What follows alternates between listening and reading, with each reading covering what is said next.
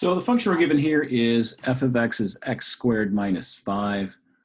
We want to find the domain and the range. Remember, the domain is all possible x values. The range is all possible y values. So let's go ahead and look at Desmos and see how that behaves. So we're going to go ahead and graph the function f of x is x squared minus 5.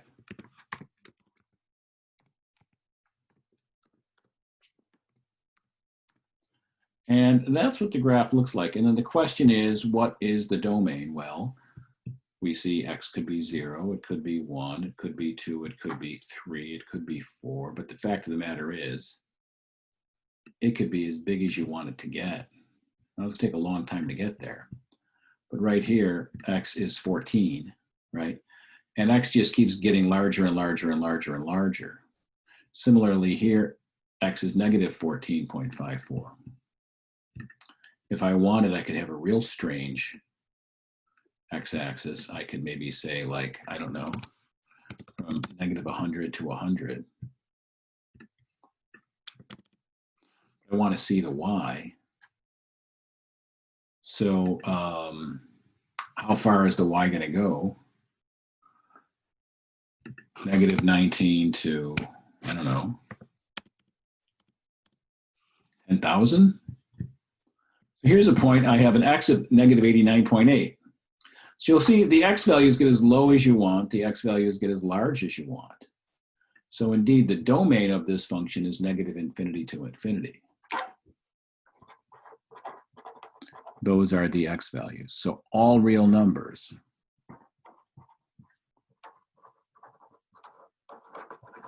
Which we write the domain in interval notation as the interval from negative infinity to plus infinity, round brackets because you never actually get there.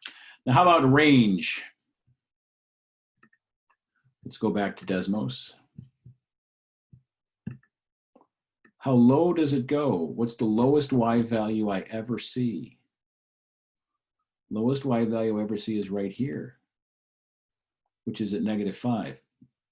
What's the biggest y value I ever see? Well, on that last one, we saw ridiculously high y values. Again, I could do something like that again. I could say negative 100 to 100. I could say negative 50 to 10,000, whatever. So how high do the y values go? Here's a y value of 9,358.628. And you can see it's just going to keep going up higher and higher and higher and higher. So the lowest it ever gets is what? Lowest ever it gets is negative 5. So it goes from negative 5 up to positive infinity. So if we think about that as a number line, negative 5, and it actually hits negative 5, it actually gets on that point. And then it goes to positive infinity from that. So that's our interval that way. In interval notation, square bracket. Negative 5 to plus infinity is the range of that function. And then the next question asks us to explain why this function does not have an inverse. Well, let's go back and look at the graph again.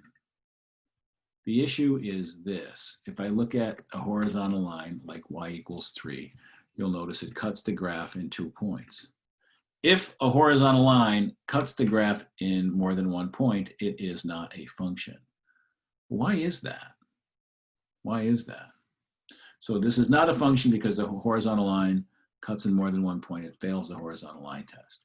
Here is our original function, right? Y equals x squared minus 5. I just want to replace f of x notation with y notation.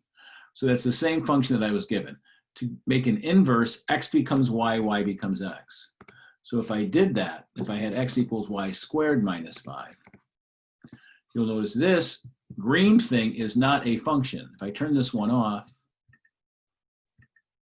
the green thing is not a function because it fails the vertical line test, right? A vertical line like x equals 4 cuts it in 2 points. Since that is not a function, this thing, which fails the horizontal line test, does not have an inverse. So that's our reason. A function that fails a horizontal line test, a horizontal line that cuts it in more than one point, tells us that the function does not have an inverse in that case.